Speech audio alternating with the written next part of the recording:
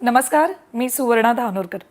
माझ्या हातात एक पुस्तक आहे आणि याच पुस्तकाविषयी आपण आज चर्चा करणार आहोत. पुस्तकाचं नाव आहे आणि राजू झाला बिझनेसमन. खाली लिहिलंय, नोकरीपेक्षा व्यवसाय करा.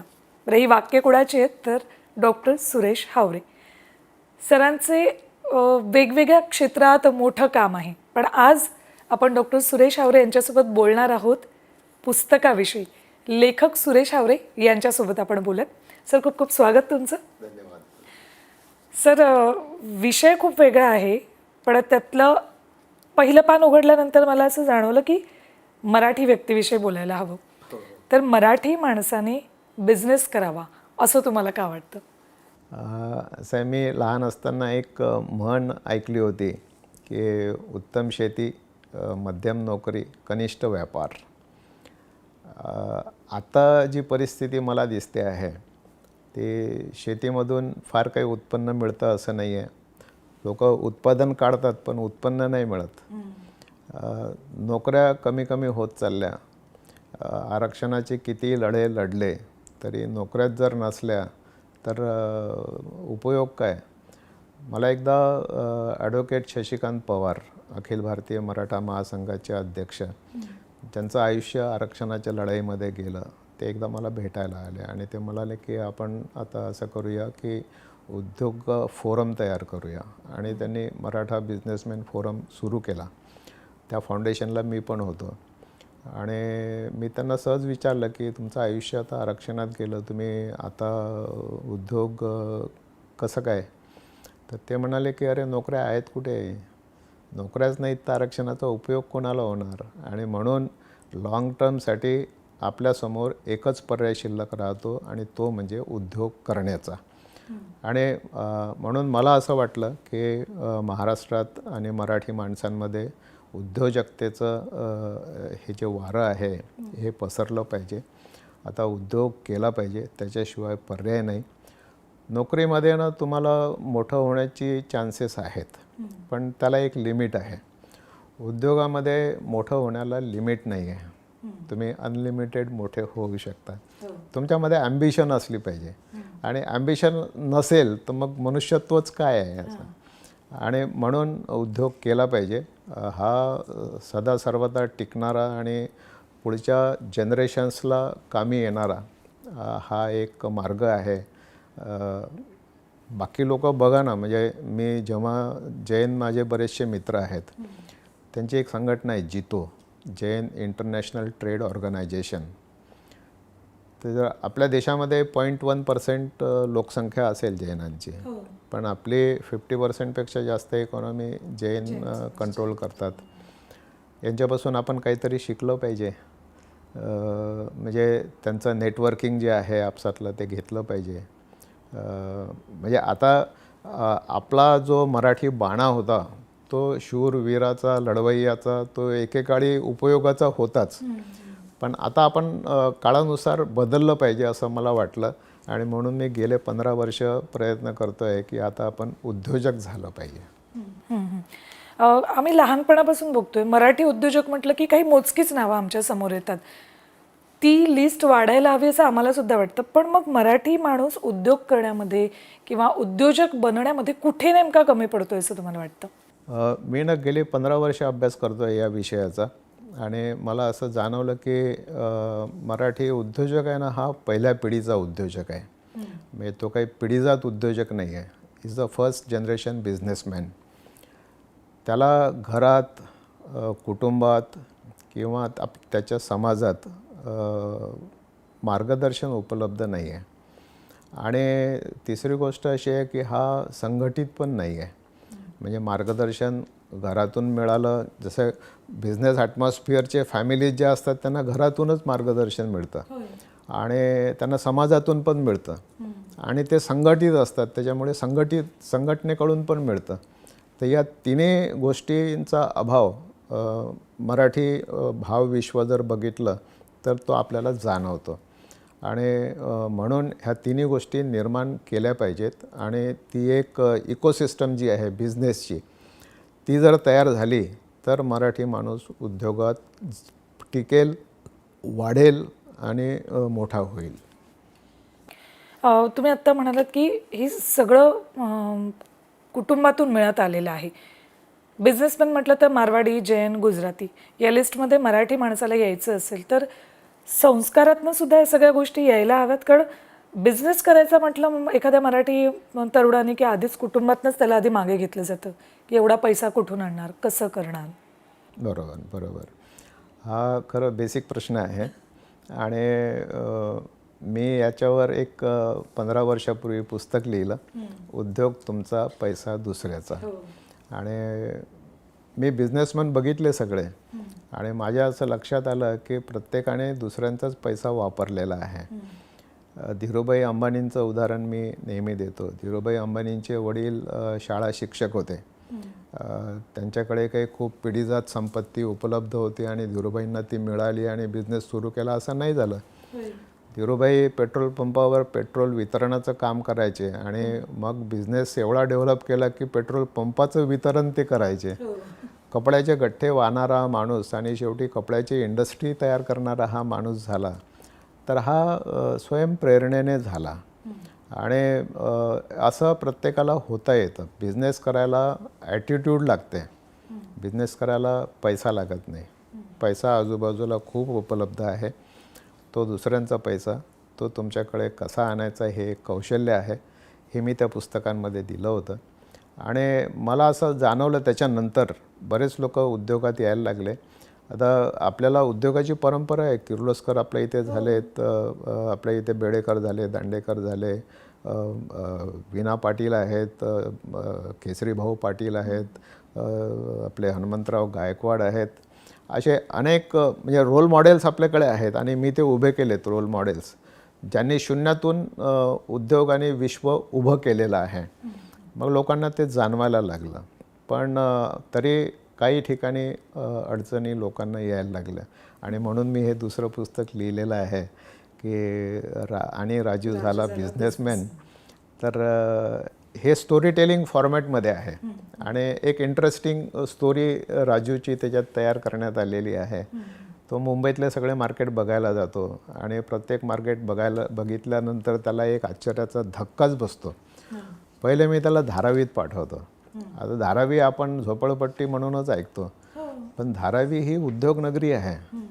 तिथे चामड्याच्या किती वस्तू निर्माण होतात. तिथे सगळं फरसाण मुंबईचं जे आहे ते तिथे बनतं. बेकरी उद्योग तिथे आहे, कुंभारांचा उद्योग तिथे आहे, कापड उद्योग तिथे आहे. म्हणजे बाकीच्या ज्या ब्रँडेड कंपन्या आहेत त्या तिथून माल तयार करून घेतात आणि आपलं लेबल लावून महागात विकतात. अशीच परिस्थिती आहे आज. धारावीचे बिझनेस टूर्स आहेत, टूर ऑपरेटर्स आहेत. विदेशातून लोक धारावीमध्ये टूर करायला येतात, पण हे आपल्याला माहिती नसतं. मी त्याला एकदा फुलगल्लीमध्ये पाठवतो की दादरची फुलगल्ली आहे, तू जरा बघून ये.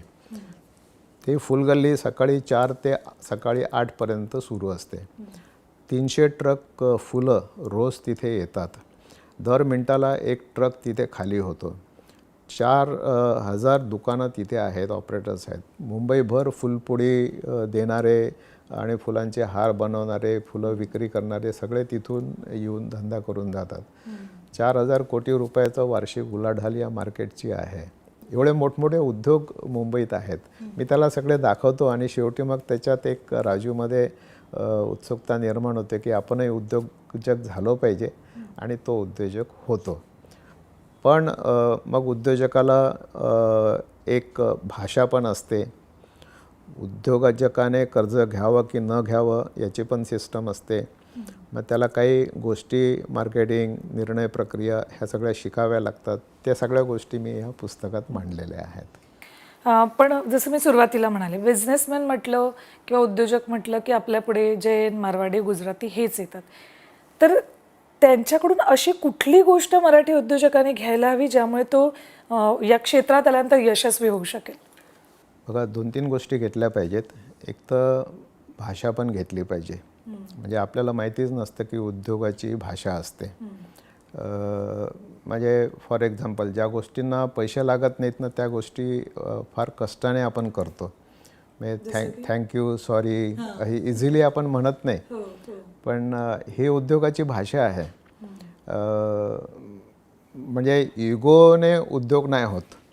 आपला एक बाणा राहिलेला आहे की मोडेन पण वाकणार नाही. आणि आपण नाही वाकत, पण अनेकदा गरज असते वाकण्याची. आणि म्हणून आता काळ बदललेला आहे. एकेकाळी तो बाणा उपयोगाचा होता. आता काय बाणा असला पाहिजे की वाकेन पण मोडणार नाही, हा बाणा आता असला पाहिजे. सॉरी म्हणून अनेक गोष्टी इझी होतात आणि त्या पुढे जातात.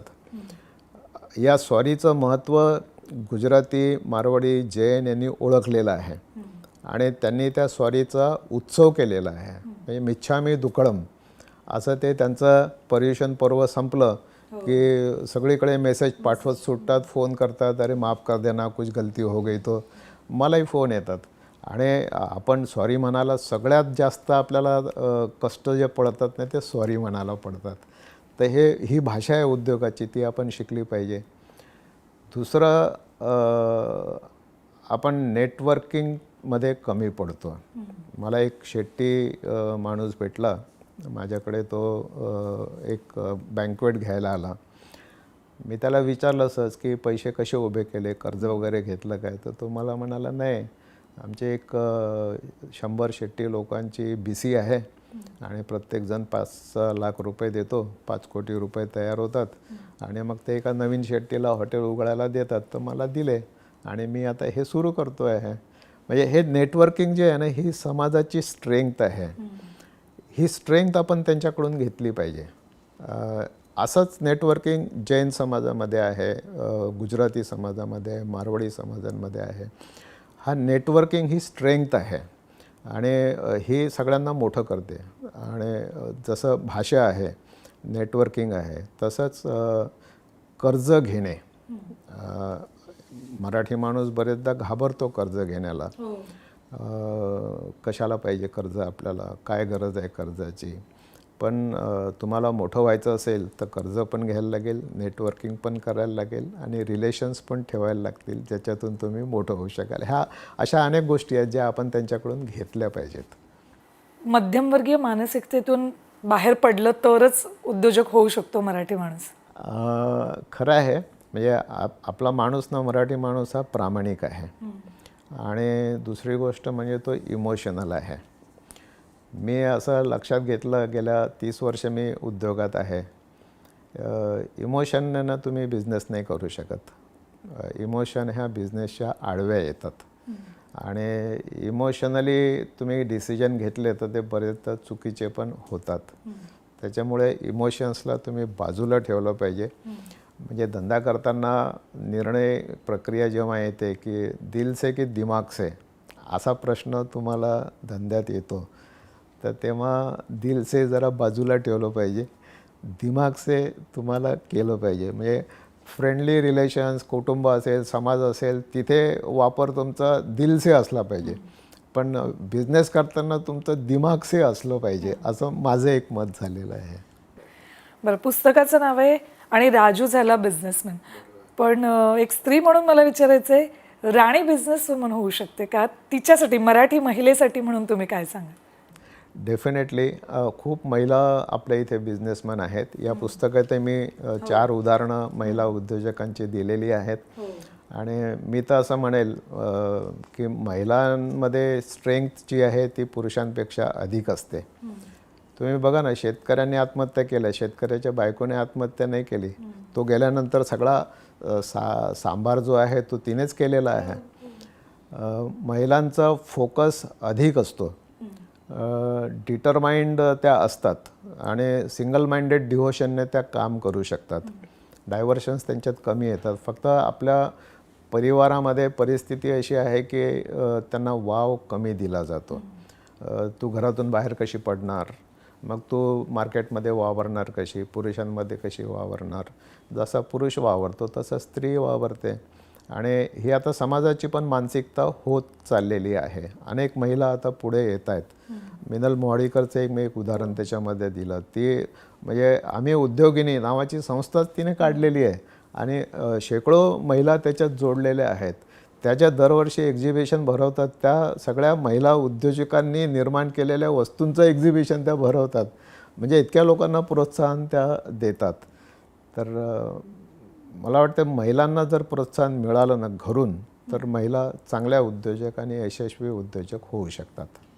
आणखी एक मुद्दा आहे, उद्योग म्हटलं की त्या उद्योगाची जाहिरात करणं. आत्ता त्या मानाने ही जाहिरात करणं खूप सोपं झालेलं आहे. कसं आहे की जाहिरात आणि मार्केटिंग म्हणजे मी असं म्हणतो की this is the engine of the business. म्हणजे speed of the business is decided by the speed of the engine. डब्यांना काही स्पीड नसतो, त्या इंजिनला जेवढा स्पीड असेल तेवढाच स्पीडने ती गाडी धावते. आणि म्हणून marketing is the engine of the business. Advertising, marketing, branding हे जेवढ्या गतीने धावेल तेवढ्याच गतीने तुमचा बिझनेस धावेल. आणि म्हणून आता मार्केटिंगचे तंत्र पण बदललेले आहेत. हे सगळे मी याच्यात मांडलेले आहेत. आता फॉर एक्झाम्पल इन्फ्लुएन्सर मार्केटिंग आपण ऐकलेलं नसतं, पण आता सोशल मीडियाचा वापर वाढला आहे. त्याच्यात इन्फ्लुएन्सर्स तयार झालेले आहेत, त्यांचे लाखो फॉलोअर्स असतात. त्यांनी एक जरी आपली पोस्ट टाकली तरी ती लाखो लोकांपर्यंत पोचते आणि बिझनेसेस मिळू शकतात. सोशल मीडिया फोकस झालेला आहे. तुम्ही त्याच्यात ॲडव्हर्टायझिंग सुरू झालेलं आहे. फेसबुक ॲडव्हर्टायझिंग ही कॉन्सन्ट्रेटेड, फोकस्ड, एरिया डिसायडेड आणि रिटर्न देणारी अशी झालेली आहे. त्याच्यामुळे आता मार्केटिंगचे तंत्र बदललेले आहेत. ते अनेक तंत्र मी याच्यात मांडलेले आहेत. आणि दुसरं मी आणखी एक सांगत असतो की निर्णय घेणे म्हणजे decision making is the heart of the business. अमेरिकेमध्ये 25,000 फेल झालेल्या कंपन्यांचा सर्वे करण्यात आला आणि या कंपन्यांची फेल झाल्याची कारणं शोधण्यात आली. 31 कारणं त्यांना मिळाली की या 31 कारणांमुळे ह्या 25,000 कंपन्या फेल झाल्या. आणि त्यातलं टॉपमोस्ट रिझन जे होतं ते नॉट टेकिंग डिसिजन हे होतं. म्हणजे डिसिजनच घेतलं गेलं नाही. डिसिजन घेतलंच पाहिजे, राईट डिसिजन घेतलं पाहिजे आणि राईट टाईमला घेतलं पाहिजे. Right decision as a wrong time loss making आहे. म्हणजे right decision should be taken at right time आणि त्याच्यामुळेच तुमचा उद्योग वाढू शकतो. असं बरं, जाता जाता मराठी राजू आणि राणीला काय सांगाल? मी असं सांगेन की पुढचा काळ जो आहे हा बिझनेसचा आहे. तुमची म्हणजे क्षमता जी आहे म्हणजे मी असं म्हणतो की don't limit your challenges, challenge your limits. तुमच्या क्षमतांना वाव द्या, त्यांना मोकळं सोडा, फुलू द्या आणि मनसोक्त तुम्ही या उद्योगाच्या वातावरणामध्ये वावरा. आज सगळ्या गोष्टी सुलभ झालेल्या आहेत. पैसा मार्केटमध्ये भरपूर उपलब्ध आहे. मार्केटच्या संधी तुमची वाट पाहत आहेत आणि कौटुंबिक वातावरणसुद्धा आता त्याला पोषक होते आहे. आधी होतं की कशाला आपलं 9 ते 5 आपल्या याच्यात राहायचं, आता ते बदलत चाललेलं आहे. आणि त्याच्यामुळे नवीन पिढीला या उद्योग करण्यामध्ये वाव अधिक आहे. चॅलेंजेस अधिक आहेत. तुम्ही चॅलेंजेस घ्या, तुमच्या क्षमतांना आव्हान द्या आणि यशस्वी व्हा. हे एक चॅलेंज तुमच्यासमोर आहे. आणि एक माणूस जर उद्योग एकाने जर केला ना तर तो त्याच्या पिढ्यांचा उद्धार करतो. नोकरी जर तुम्ही केली तर ती तुमच्यापर्यंतच राहते, पुढच्या पिढीला ती नोकरी नसते. उद्योग जर तुम्ही केला तर तुमच्या सगळ्या पिढ्यांमध्ये ती उद्योग असतो आणि तुम्ही सगळ्या पिढ्यांचा उद्धार करणारे होता. आणि म्हणून माझा आग्रह आहे की तुम्ही उद्योजक व्हा. सर, मराठी माणसाने उद्योग क्षेत्रात यावं आणि यशस्वी व्हावं ही सगळे मुद्दे या पुस्तकात आहेत आणि तुम्ही आत्ता ते अगदी काही मिनिटांमध्ये खूप छान पद्धतीने सांगितलेत. त्याबद्दल खूप खूप धन्यवाद. तर मराठी माणसानं जसं सर म्हणाले तसं मोडेन पण वाकडांनी हा बाणा आता सोडायला हवा. गरजेच्या वेळी वाकेन, सॉरी म्हणेन, थँक्यू म्हणेन आणि असं म्हणत म्हणत यशस्वी उद्योजक होईल असं एकंदरीत सरांच्या आता या थोडक्यात थोडा वेळ आम्ही जे बोललो त्यातनं जाणवलेलं आहे. तेव्हा असाच बाणा आपण सुद्धा अंगीकारूयात आणि पुढे जी गुजराती, मारवाडी आणि जैन अशी जी उद्योजकांची यादी आहे त्यात मराठी माणसाचं सुद्धा नाव येऊ देऊयात. या इंटरव्ह्यूमध्ये इथेच सांगते. नमस्कार.